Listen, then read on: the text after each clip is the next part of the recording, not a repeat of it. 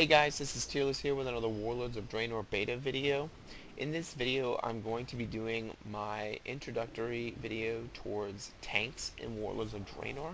This is going to be everything you need to know about the changes to tanks that are happening in Warlords of Draenor. The reason why I'm doing this is so that when I start doing, my Guardian Druid videos or my Prop Pally, Prop Warrior videos, you're not confused by any of the changes that I may not specifically flesh out in each one of those videos. I don't want to go over basic tanking changes in each one of those videos. So this video is there to provide all the knowledge that you need to know about the basic changes to tanks that are coming in Warlords of Draenor. Now, in the background, you are going to be seeing some gameplay footage of Grimrail Depot. Blizzard has done a phenomenal job of dungeons in this expansion. I've had a blast playing them. They've been so much fun. You're going to love them, and I hope you enjoy the background as I talk about the tanking changes for Warlords of Draenor. So, the two major changes coming to tanks in Warlords of Draenor come in the form of Vengeance and in stat changes. So, going with Vengeance first, Vengeance has basically been removed from the game. The problem with Vengeance was the fact that Vengeance did too much DPS. The way Vengeance worked was you go into battle, you start taking damage, and then that gives you the ability to gain Vengeance stacks, which allows you to dish out more damage in return. So what happened was tank classes were topping the DPS charts on several fights. This is not the way raiding should work.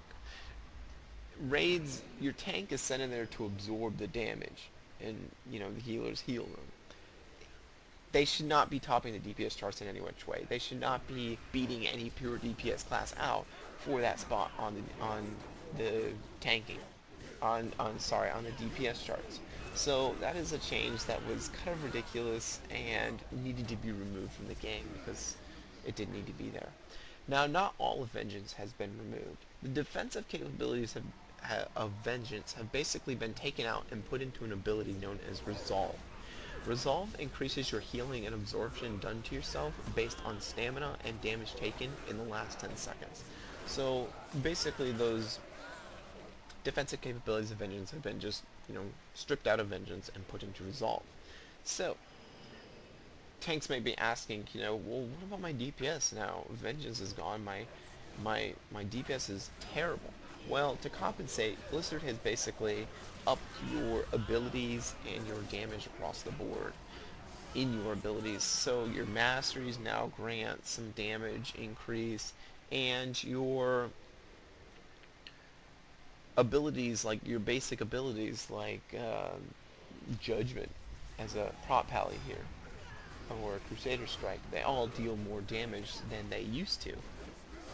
So that is a change that has been brought in the game to kind of mediate for the fact that you no longer have Vengeance in the game. They just upped all your damage and so forth.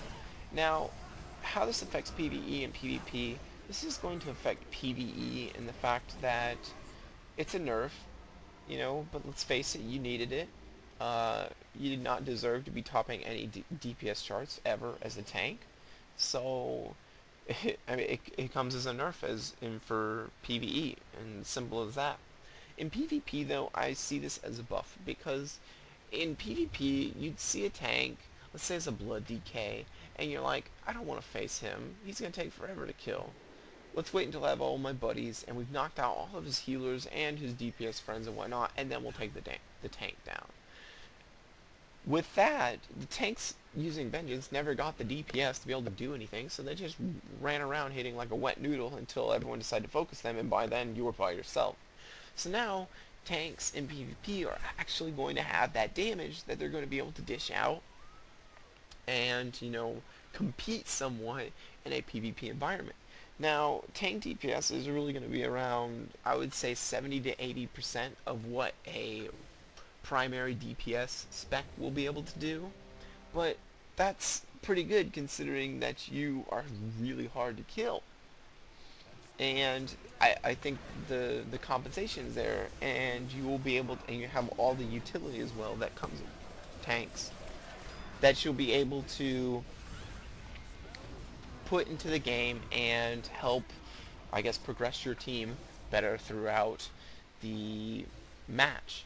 Now, this does come with a downside in the fact that you will no longer be able to, I guess, have as much survivability as you did before. Tanks still are really hard to kill in PvP, so to compensate for this, Blizzard changed it so that tanks will now take 25% additional damage when engaged in PvP combat. So you're not going to be as impossible to kill anymore, but at the same time, you are going to be able to actually do damage, which you've never been able to do before.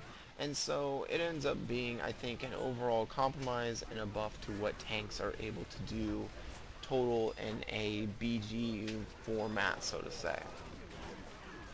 Now, the second major change to tanks that have come in the game is going to be in the form of hit in their stats.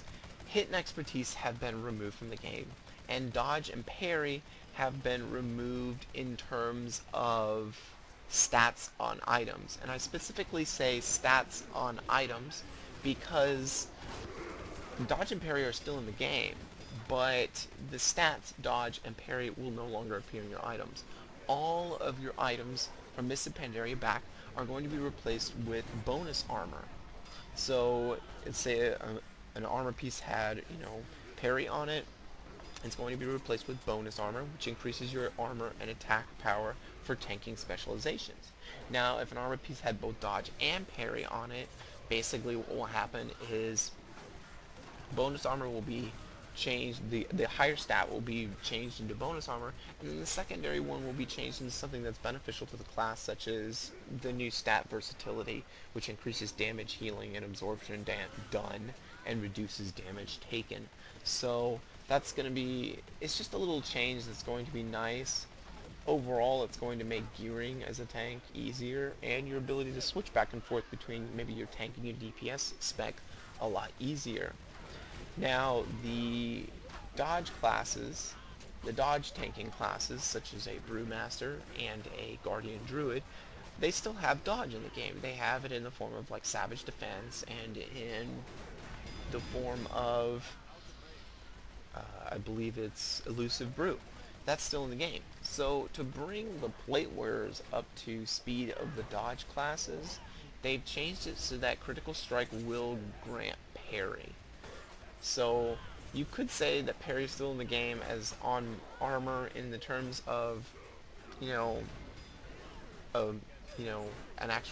an actual stat in the game, but you no longer have to specifically gear for it. For example, my prop pally here is actually tanking this dungeon in PvP gear, which is not necessarily, PvP is not optimal gear for, actual tanking a dungeon, but the stats are there. I mean, right now it's the best gear in the game that you can use for testing, but the stats are still there, and I don't have to go get dodge and parry and whatnot. All the critical strike on my gear is being converted into parry, but I'm able to tank in normal PvP, in normal gear, just like a druid or a brewmaster was able to do when dealing with dungeons and so forth. Like, they did not have to go out and get all those special 2 stats, your hit, your expertise, your dodge, your parry.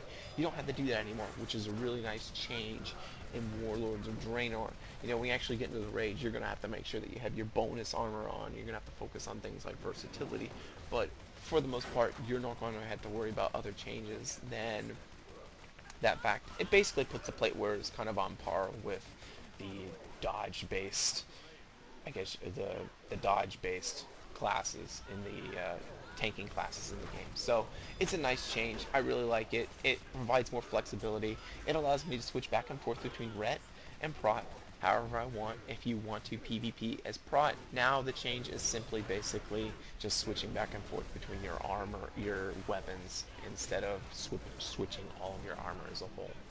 So this is everything to deal with tanking classes in Warlords of Draenor. I hope that, I think overall the changes are great.